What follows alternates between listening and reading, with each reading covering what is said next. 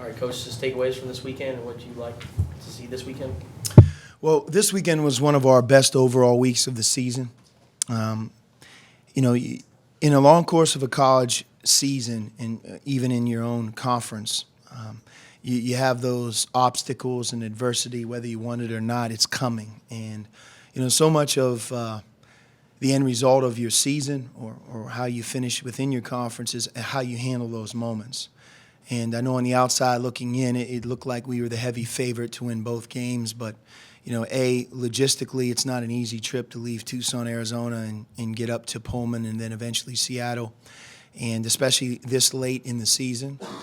Then having Kadeem go down in practice and watching Dusan get hurt, in the first half there at Washington State, those are two really important players to our overall success. They're two starters for a reason. They're our two most experienced players, both guys having great individual seasons. So it's not just easy to say next man up or, hey, we've been here before. You hope that it works, but I thought our team was resilient.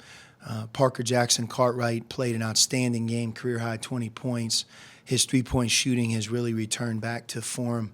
And I've never really deviated in describing how well he shoots. I watch him every day. And I've never seen a shooter shoot the ball like he does daily in the spring and the summer and the fall and it not translate into the game.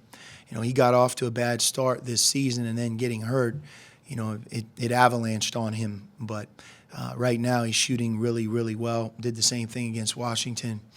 Chance Comanche is one of our most improved players. I think one of the most improved players in our conference. If you think about where he would have been at the beginning of our season and how he is now, he plays with more confidence. He's smarter. He's more physical, understands his role. And as much as we can talk about his improvement on the court, I think he's really growing up off the court, whether it be in the classroom or on campus, just his daily habits, how he, I think, is responsible in walking into the weight room and really trying to get something done.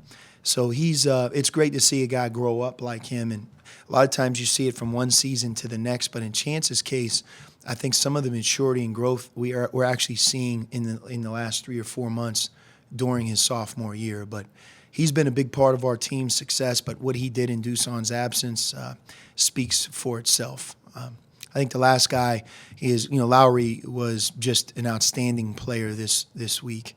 We've talked to him about, using his size around the rim, whether it be on the offensive glass, scoring in the post. We have helped him with both coaching our team and then his teammates, getting him the ball. Once we established, I think, that we needed to do that more.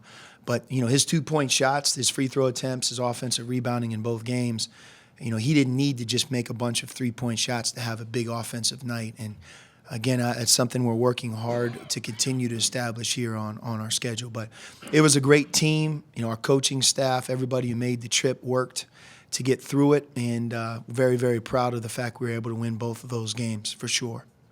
When you had to sit Comanche early in the year, November I think it was, did that kind of make him realize what was important to you and to him and to the program?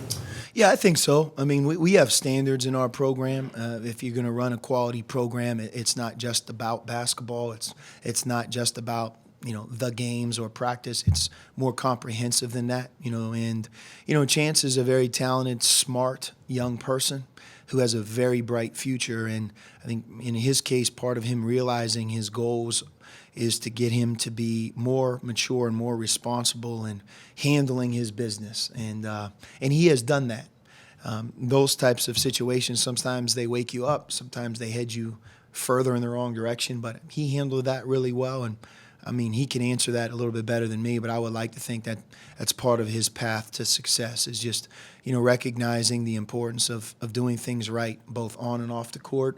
It makes you a more complete player. Your teammates trust you more. Your coaches trust you more. And, let's face it, to become an NBA player or leave college and have a career afterwards, you need more than just talent. And he's realized that, and I think you watch him play, that's evident. What are your thoughts on preparing the players for college game day this week, coming in all the attention that you'll get Saturday? There's really no preparation for that. This is our third or fourth time. If you talk about it, it's a negative. there's enough at stake when you play the game. Then when you start to play games within your own mind and you add things of an anxious nature, it's just it doesn't help performance if you're jumping off a platform dive in the Olympics, if you're running a 100-meter dash, if you're a baseball player in the bottom of the ninth. If you're an athlete and you're a part of a team, it's about the game. It can't be about the game and all of the extracurricular things that come with the game. We're honored that College Game Day is here. I think it's great for our program. It's great for our conference, the Pac-12, and they should be here in some ways when you consider the talent level and the success of both UCLA and Arizona. So we're really excited about it, but there's nothing to talk about. The way that day goes well for us is to first be great at playing against USC and then try to play our best game against UCLA. If we start thinking about, who's watching, we won't win.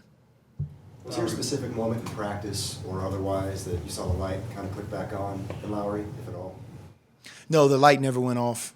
He's a great player. He's like any talented player. There's some things that are strengths. There's others that he's working hard to get better at. And, we have to take responsibility as a coach, as a staff, to put somebody of his talent in a better position to score closer to the basket, to get the ball easier, and to take advantage of not just his three-point shooting, but his height and his strength. And, his teammates have to help as well. And we took a big step forward in doing that. But he's practiced hard and well. His confidence, maybe briefly in one of those games, you could see it at the foul line, just maybe he wasn't himself. But he's been as solid as any freshman we've ever had, for sure. Do you think you get the Pac-12 Player of the Week award with us? Or do you expect that? I know. Look, this year there's a lot of great candidates. When one of our players has a great week and you don't get it, you're disappointed. You're disappointed for our players, for them, because it's quite an honor. But if you look at who ends up winning it, they had a equally great week. But Lauri was big this week because we were shorthanded. We played 2 road games. We're late in the conference season, and he was a terrific player in both games. So he certainly earned it. We're doing a half-hour special for the tournament. Does Ray Smith have a role on your team? Did you give him one, or is he more just supporting his teammates? Yeah, Ray's more, I think, support, and obviously he is a great teammate. Our team really looks up to him. He's tremendously close with a lot of players on our team, but it's become harder even if we wanted to give Ray a role because it makes no sense for him to travel during the week and miss that much class when getting his degree right now is the top of the list, and it's his singular focus if you think about it. So because doesn't accompany us on road trips and same thing with practice, he's able to show up once in a while, but it's not like it's mandatory. We generally see him on game day, home game days, and our players see him throughout the course of the day. But he's doing as well as can be expected. I don't want to answer that question for him. It's not easy to lose your career at such a young age when you had such high expectations. Going through multiple surgeries. If you're in your 50s or 60s, that's very difficult. You do that in your teens, it works on you mentally. So would he like to be out there playing? Of course. But I think all things considered, he's handling it extremely well.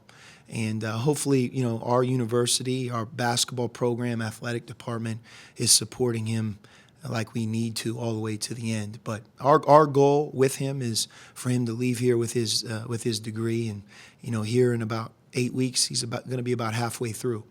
So he has a long way to go, and yet he's on target to this point. So he won't travel in March then? He might. I think we have to take a look at that schedule, especially with postseason. That might be something we can do, but we haven't crossed that yet. How important is it to you? You give him that kind of honored spot in the pregame video. How important is that?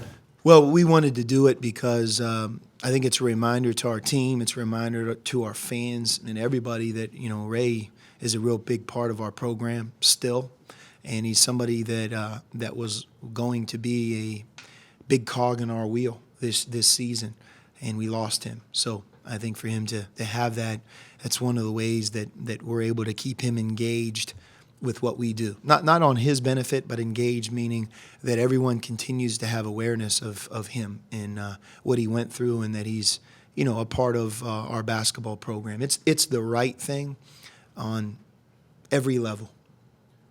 Back to that Pac-12 award, they said it's actually tied a record for most freshmen winning it, with Ball and Leaf 7 times has gone to a freshman. Again, you've talked about the freshmen in this league, but is that par for what you would have expected, or just? No, it's as talented of a freshman class as I can remember, and the Pac-12 has always had amazing talent. If you look at the NBA All-Star game, just looking at Isaiah Thomas and Klay Thompson. So if you were 6 years ago or 7 years ago, we were making this swing to Washington and Washington State, you would have played against both of those guys in 3 days, 2 of them in 3 days. And but we've always had great talent in our conference, a lot of NBA players. If you look at the recent NBA drafts, it's astonishing to me how many players we've had picked and the success they've had once they've entered the NBA. Not just Arizona players, but guys throughout the conference. But I'm not sure how many, but I know you had DeRozan, James Harden, right? You had Klay Thompson, Isaiah Thomas. That's 4 that were in the NBA All-Star game yesterday. Am I missing anybody? 4? I mean, that's a lot right there. Yeah, right. Sorry, Russ. My apologies. Yeah, 5. Maybe even more. I don't know. But I know where you get 5 players in an NBA All-Star game. I think that says all you need to say about the Pac-12's overall talent. But facing Fultz for the second time, he's a really good passer. You don't think about that when you watch him play, because he scores so many points and he draws so many fouls. But he makes the right play, the simple play. And there's 3 or 4 times in the game where you just like he sees something that not a lot of guards can, and he makes your defense look bad. Do you want to update Kadeem and Dusan, and with that, could it be better if somebody maybe could play for a few minutes to wait until he's 100% or even closer to play? No, Kadeem, we'll learn more about him today, but we have a pretty good gauge on his health.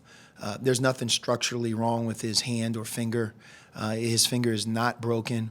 And it's just a matter of, when you get 7 stitches and you have a dislocation, the bone pops out. It takes a few, I almost hate to say days, but probably a few weeks for it to completely heal.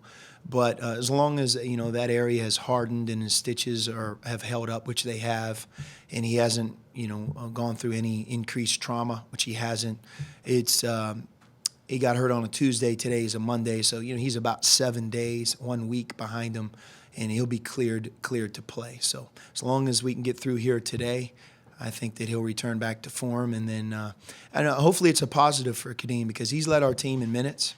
And sometimes when a guy can get just a brief stretch away from running a couple games, you have kind of a renewed energy, and that would be a heck of a thing to have him really at his best physically here down the stretch, because we ask a lot of him, especially how much we depend on him as a defensive player.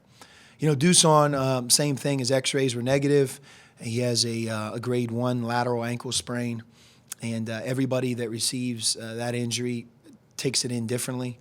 That was one of the first times that he's dealt with it, so it knocked him back. But now that he's here back in Tucson, able to do the rehab, get a couple of days behind him, from what I understand, he's moving forward as well. And we'll know more about him today. But we expect both guys to be able to play on Thursday. And in some ways, we expect both guys to be, fully functional as well. Back to the Washington game, what did you like about using the zone defense in that second half against us? Well, it was just the answer at the time, because we had a hard time guarding Markelle Fultz. We had a hard time stopping their dribble penetration, and they really had found the groove against our defense, taking the lead. The crowd was in the game. So we went to something that we practice every day, but we very seldom do it in the game. But it really helped us. It got them away from their penetration. We got a couple stops. Almost, I thought they lost their confidence for a brief moment there. And in the times that we played it, I think other than giving the 1 3-point shot, and I think they scored 5 points on our zone, but we played it about 7 or 8 possessions. So you look at that ratio, that's pretty good. Was that a decision made in the locker room half, or did you? In the timeout. pretty well in that situation? I mean, would you be more likely to turn to it if you have, say, a similar situation, Jordan McLaughlin driving in a lot or something like that? Yeah, I mean, every game is different. Obviously the two teams that play this week are great three-point shooting teams, and they're capable of, in a 3-minute window changing the game. I had Benny Boatwright to USC. We didn't face USC with him the last time, and from an offensive perspective, he's one of our conference's most overall toughest matchups, and he's really one heck of a player at 6'9", a lot like Lauri, brings things to the table that a lot of front court players don't. So you add him to what they have, and UCLA speaks for themselves. You got to be careful. Sometimes you can in your quest to try to outfox the other team or whatever, you hurt your own team because you're putting them in a position to not be successful because they're not as comfortable in what you're asking them to do. So circumstances dictate that. We practice it every day, just like we press every day. And you may not see it, but when called upon, it's not something that we're going to do for the very first time. Had someone told you you'd be what you are, your record in first place in the league in November, having gone through all this stuff you've gone through, what would you have thought? I would have said we wouldn't be in the NCAA tournament. And the reason that I would say that is you have no idea how talented your incoming freshmen are until they're here. You don't really have any idea of how coachable they are until you're with them every day. And we talked about this after the Washington game. Lauri, Kobe, and Raleigh have been the three constants on this year's team. You don't think about that usually because freshmen are the hardest ones to make consistent.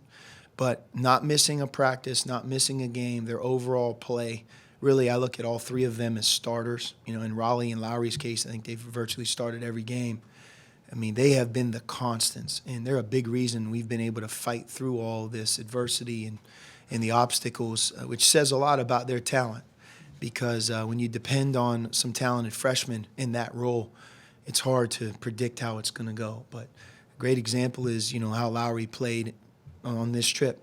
And if he doesn't play at that level that he played at in either game, we're very vulnerable. I don't think, since you've been here, you've had, now that with the emergence of Parker on the perimeter, you've had 4 guys collectively that can shoot as well as they do collectively. I may be wrong, but your thoughts on them are you guys being that good on the perimeter? Not just 1, not just 2, but 4 guys. Yeah, we're shooting over 40% from 3 right now. At one point you would never have been able to predict that would be the case, but we were always playing without 1 or 2 of our best 3-point shooters. And in Parker's case, he really didn't shoot the percentage that he's capable of shooting until recently. So you're right. I think that's something that is very beneficial to us as we face zone defenses and that we get deeper into the season. We've played against a team, Oregon, that just they got so red hot from the 3-point line that there was really not a lot we could do. And it's nice to have that as a weapon on your side where on a given night we have 4 or 5 guys that can make threes, and let's hope that we can have one of those nights. How much of Chance's progress do you attribute to, for a year and a half, he's going against every day in practice, quality bigs, different variety of bigs? Competition is everything. That's why when you choose a program or a team like Arizona, you might be able to have a bigger role at another program or maybe shoot the ball more, score more points. But that doesn't mean you're actually going to be a better player. In Chance's case, he's in the game. We're counting on him, so he's a big part of what we do in the games. But the 80 practices that we've had to this point, are really competitive. And as a freshman, him going against Ryan Anderson and Caleb, Duson, Mark Tollefson, those are guys that are experienced, and I think he learned the ropes from those guys, no doubt, in some ways a year ago. And then this year, it's just it's a competitive group. Keanu, Lauri, Duson, Chance, they go at it every day. So you're playing against other really good players on a daily basis. Of course, you're going to develop, and that's helped his development for sure. Do you coach defense differently when you know that the opposing team is going to attempt a shot within 15 seconds of the shot clock, referring to UCLA? No, you have to emphasize transition defense. You want them to take tough shots, or if they're going to shoot early in the clock, you want to have your defense set to rebound or at least set to defend the shot they're going to shoot. But, tempo really can break you if you're not getting back those same shots. If they're layups, dunks, wide open threes, that's playing really into their hand. And really, it's not just one team this week, it's two. USC and UCLA both play at a very fast tempo on offense.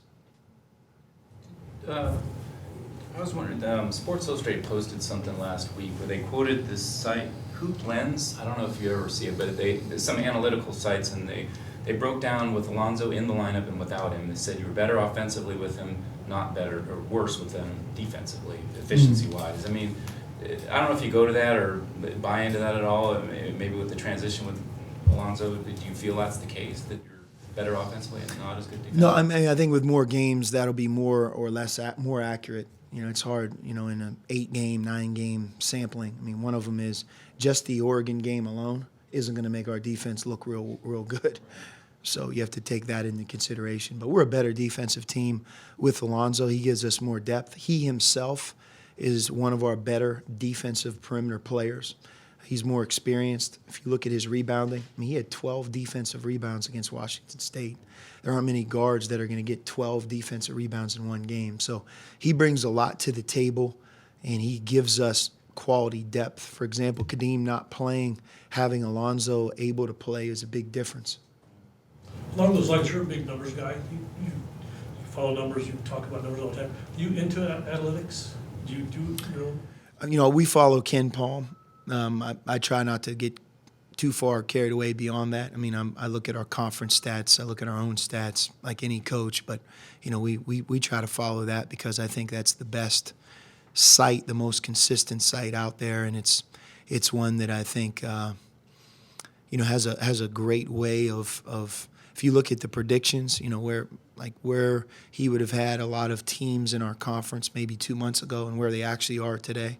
It's eerie how close that site is, but I think he does an incredible job, and we look at that all the time. How many games does it take for you to look at something like a line of stats and say, all right, that's a trend, that's something that's useful to me? I mean, you have to get through almost your entire non-conference season, and then once we establish that, then I think from there you have a better feel for what's accurate. When you were playing, you just cared about assists? That's the only number you cared about? Yeah, assists and shots, definitely shots, points. No, wins and assists for me, as a guard, and that was a different day. I think that point guards back then, they were really graded on one thing, how do you win and you make your teammates better and your assists, and that was the word. And now, the way the game has changed, and you look at somebody like a Russell Westbrook, I mean, that's one of, 8 things that he does well in a game. So it's a different game today. I was curious, since Derek Williams moved on to the Cavs just a couple weeks ago, the circumstances have changed. I wonder if you had talked to him about transition or how his career has gone. With all the NBA guys, I might be guilty of giving them too much space. I try to congratulate them when something good happens. Once in a while, I reach out. If we, especially once our season ends, try to maybe see a game in Phoenix or a game that we can get to. But Derek, he's been a function of a number of things. One of which is I don't know if he's ever been in really a solid situation where the coach was stable and it's a winning playoff atmosphere, culture, great veteran leadership. They can teach him and develop him because he was young when he entered the draft. And sometimes if you get on that other wheel, it's tough to get off. And I think for a while there he wasn't in great situations.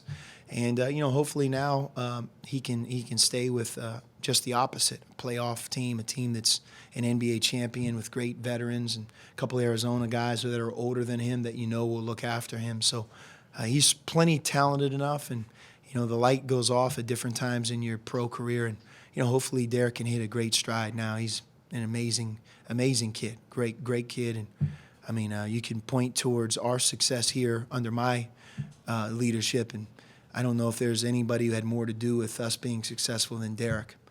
Coming here, number one, and then what he did in both his first and second years. If we didn't have Derek Williams in the first year that I was here at Arizona, I don't think we would have won 10 games.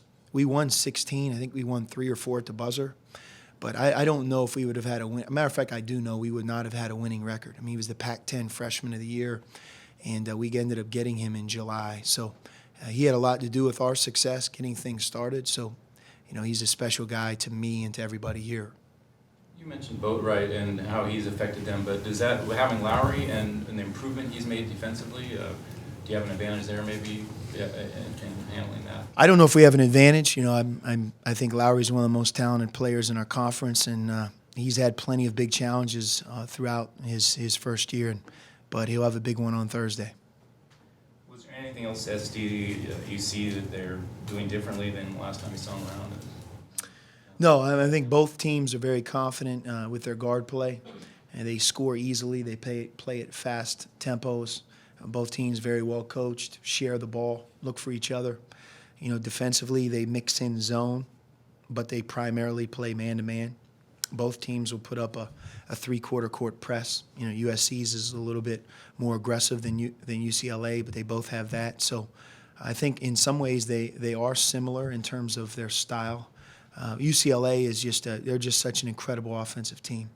The way they score is just you don't see many teams like them. And USC is very, very good. They're an NCAA tournament team, and in fairness to them, you have to judge them with Benny Boatwright. He gives them an element that they played a long, long time without, and that's to their credit because they were very successful, like we were during that period of time. One final thing about Kadeem, you mentioned if he does play, you had him like I think Justin had just a simple splint and bandage on the other day. Would he wear more padding on Thursday, you expect? Or because you need him obviously to handle the ball and well, so. I don't think it'll be anything more than a splint. Have you ever had a dad compare one of your guards to an NBA player? I don't know. I'm not going to comment on that. The way Parker played this past week, he said it was one of his best weeks. Does that make you consider leaving him in the starting lineup, maybe even alongside Kadeem? Well, we have quite a few candidates to start right now because of our circumstances, and we're going to take a look at both opponents that we play. We're going to take a look at how practices go early this week, and it's a lot is made on who starts the game. But Kobe Simmons is a great example. Whether Kobe starts the game or not, I look at him as a starter. He started plenty of games this year. The fact that he's not starting at the moment, that doesn't mean he won't start a game here in the near future. But it's not as if anybody's benched or anybody gets rewarded as much as, maybe we look at it from the perspective of what's our best overall matchup to start both halves. But we depend right now, as long as everybody's healthy, on really 9 players that are going to contribute. And, you get into this time of year, you want all 9 to know their role and to play well. And that's what we're after. And I think that if we have that in place, we're capable of beating anybody. Thanks.